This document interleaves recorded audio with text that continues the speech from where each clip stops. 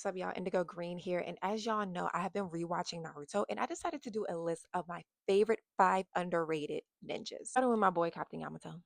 I ain't gonna hold y'all. I forgot all about him. And it's like, how could I forget about him? He's one of the most lethal, consistent, reliable ninjas that we had. And I loved him, even though he was a weird little creep. Well, at least that's how his character was drawn. But the only one that can do wood style because he has the genes of the first Hokage, who are very valuable. And he's the only one who can control the Jinchurikis because of his genetic makeup. Again, he has the Hashirama's genetics, and so he's able to seal the nine tails and control the nine tails with his jutsu. Again, a very reliable, consistent ninja. Number two, Garin. Now, she was one of Orochimaru's henchmen or henchwomens, and we saw her kind of later on in Shippuden, but she had the crystallization jutsu that crystallized anything, including chakra. She literally almost killed Hinata if Hinata didn't think fast. And we saw her battle with Shino, who was the only one who was able to go up against her crystallization ninjutsu because his bugs were able to adapt, which brings me to number three, my boy Shino. Shino was a very monotone character. He was very like one note the entire time. You barely seen him, which is kind of why it was easy for him to fade into the background. And I love how Naruto kind of made a joke of him like always feeling salty that Naruto can never remember who he is.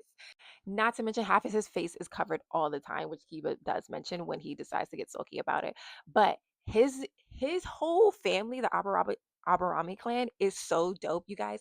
So their family literally has formed this symbiotic relationship with insects, whereas the insects feed on their chakra. Okay, their body's like made up of insects as well. They feed on the bugs feed on their chakra, and then the bugs lend them their services, obviously. So their bugs are super quick to adapt as well. They can adapt to any ninjutsu, which is how he won against Garen. Not to mention, they're like elite trackers. So he's a great tracking ninja as well. Even though his close combat skills aren't the best, he's never really lost the battle. I was like, as I'm rewatching, he was winning all of his battles due to his bugs' abilities again to adapt at a really quick pace. Number four gonna be my girl, Lady Shio. So Lady Shio? Yeah, I think she was a lady. Let's be real, her and Sakura's teamwork going against Sasori was one of my favorite battles. And she was the one who ended up giving her life to save Gara. But yeah, for her age, she really held her own. She was up against the Akatsuki. She did what needed to be done. And she saved the Kazakage in the. And let's go ahead with number five is going to be Kabuto.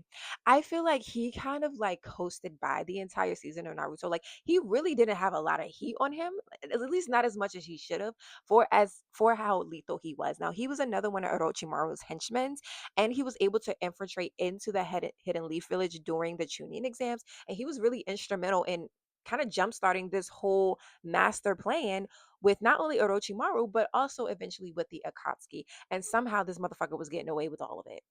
He later on went to adapt Orochimaru's powers. He like absorbed him or whatever, which made him even more powerful in like on like a technical level.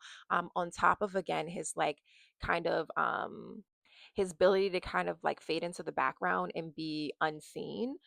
Really I think was key in his survival.